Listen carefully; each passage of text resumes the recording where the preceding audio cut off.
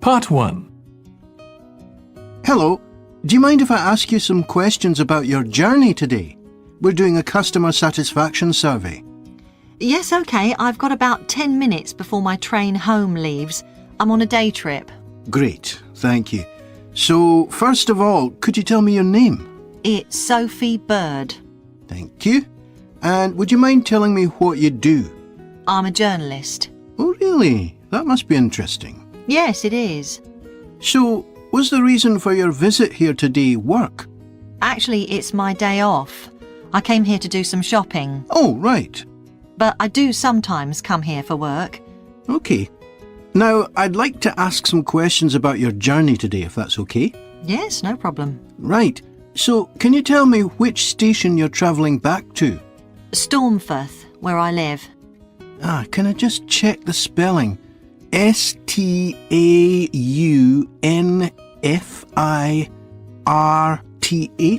That's right. And you travelled from there this morning? Yes.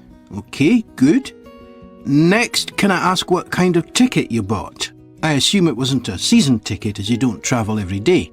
That's right. No, I just got a normal return ticket. I don't have a rail card, so I didn't get any discount. I keep meaning to get one because it's a lot cheaper. Yes, you'd have saved 20% on your ticket today. So you paid the full price for your ticket? I paid £23.70. OK. Do you think that's good value for money? Not really. I think it's too much for a journey that only takes 45 minutes. Yes, that's one of the main complaints we get. So you didn't buy your ticket in advance? No. I know it's cheaper if you buy a week in advance, but I didn't know I was coming then. I know. You can't always plan ahead. So, did you buy it this morning? No, it was yesterday. Right. And do you usually buy your tickets at the station? Well, I do usually, but the ticket office closes early and I hate using ticket machines. I think ticket offices should be open for longer hours. There's always a queue for the machines and they're often out of order. A lot of customers are saying the same thing. So, to answer your question, I got an e-ticket online. OK, thank you. Now, I'd like to ask you about your satisfaction with your journey. So what would you say you were most satisfied with today? Well, I like the Wi-Fi on the train. It's improved a lot. It makes it easier for me to work if I want to. That's the first time today anyone's mentioned that. It's good to get some positive feedback on that. And is there anything you weren't satisfied with? Well, normally the trains run on time and are pretty reliable, but today there was a delay. The train was about 15 minutes behind schedule. OK, I'll put that down. Now, I'd also like to ask about the facilities at the station. You've probably noticed that the whole station's been upgraded. What are you most satisfied with? I think the best thing is that they've improved the amount of information about train times, etc. that's given to passengers. It's much clearer. Before, there was only one board and I couldn't always see it properly, which was frustrating. That's good. And is there anything you're not satisfied with? Let's see. I think things have generally improved a lot. The trains are much more modern and I like the new cafe. But one thing is that there aren't enough places to sit down, especially on the platforms. OK. So I'll put seating down, shall I, as the thing you're least satisfied with? Yes, OK. Can I ask your opinion about some of the other facilities? We'd like feedback on whether people are satisfied, dissatisfied, or neither satisfied nor dissatisfied. OK. What about the parking at the station? Well, to be honest, I don't really have an opinion, as I never use it. So neither satisfied nor dissatisfied for that, then? Yes, I suppose so. OK, and what about these... Part 2. As chair of the Town Council Subcommittee on Park Facilities, I'd like to bring you up to date on some of the changes that have been made recently to the Croft Valley Park. So if you could just take a look at the map I handed out, let's begin with a general overview. So, the basic arrangement of the park hasn't changed. It still has 2 gates, north and south, and a lake in the middle. The cafe continues to serve an assortment of drinks and snacks, and is still in the same place, looking out over the lake and next to the old museum. We're hoping to change the location of the toilets and bring them nearer to the centre of the park, as they're a bit out of the way at present, near the adventure playground in the corner of your map. The formal gardens have been replanted and should be at their best in a month or 2. They used to be behind the old museum, but we've now used the space near the south gate, between the park boundary and the path that goes past the lake towards the old museum. We have a new outdoor gym for adults and children, which is already proving very popular. It's by the glass houses, just to the right of the path from the south gate. You have to look for it, as it's a bit hidden in the trees. One very successful introduction has been our skateboard ramp. It's in constant use during the evenings and holidays. It's near the old museum, at the end of a little path that leads off from the main path between the lake and the museum. We've also introduced a new area for wildflowers to attract bees and butterflies. It's on a bend in the path that goes round the east side of the lake, just south of the adventure playground. Now, let me tell you a bit more about some of the changes to Croft Valley Park. One of our most exciting developments has been the adventure playground. We were aware that we had nowhere for children to let off steam, and decided to use our available funds to set up a completely new facility in a large space to the north of the park. It's open year-round, though it closes early in the winter months, and entrance is completely free. Children can choose whatever activities they want to do, irrespective of their age. But we do ask adults not to leave them on their own there. There are plenty of seats where parents can relax and keep an eye on their children at the same time. Lastly, the glass houses. A huge amount of work has been done on them to repair the damage following the disastrous fire that recently destroyed their western side. Over £80,000 was spent on replacing the glass walls and the metal supports, as well as the plants that had been destroyed, although, unfortunately, the collection of tropical palm trees has proved too expensive to replace up to now. At present, the glass houses are open from 10 a.m. to 3 p.m. Mondays to Thursdays, and it's hoped to extend this to the weekends soon. We're grateful to all those who helped us by contributing their time and money to this achievement. The gardens have really been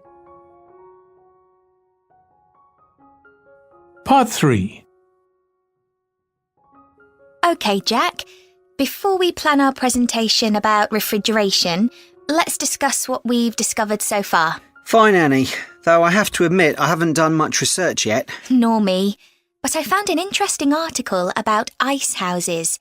I'd seen some 18th and 19th century ones here in the UK, so I knew they were often built in a shady area or underground, close to lakes that might freeze in the winter.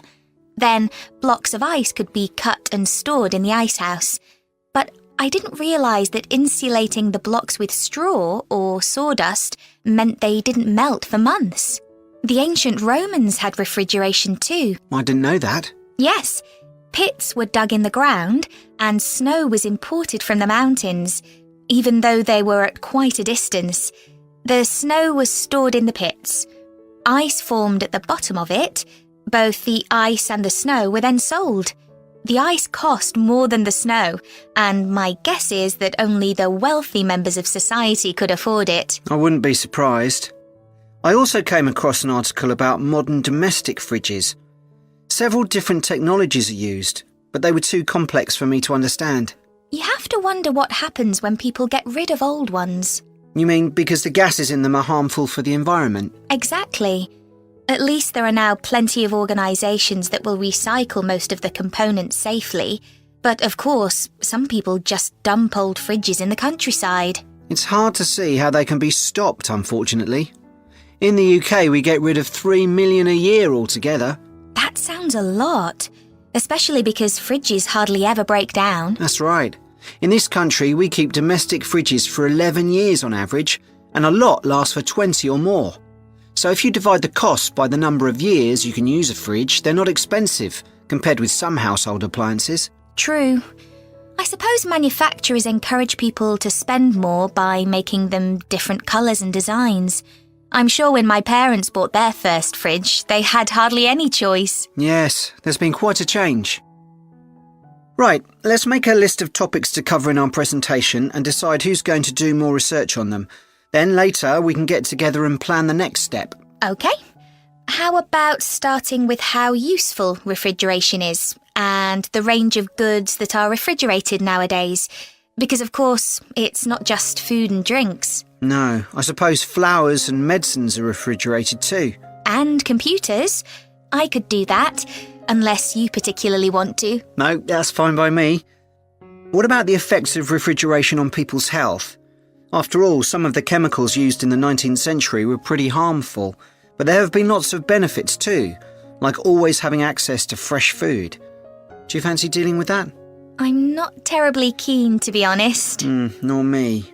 My mind just goes blank when I read anything about chemicals. Oh, all right then. I'll do you a favour. But you owe me, Jack. OK. What about the effects on food producers? Like farmers in poorer countries being able to export their produce to developed countries. Something for you, maybe? I don't mind. It should be quite interesting. I think we should also look at how refrigeration has helped whole cities. Like Las Vegas, which couldn't exist without refrigeration because it's in the middle of a desert. Right.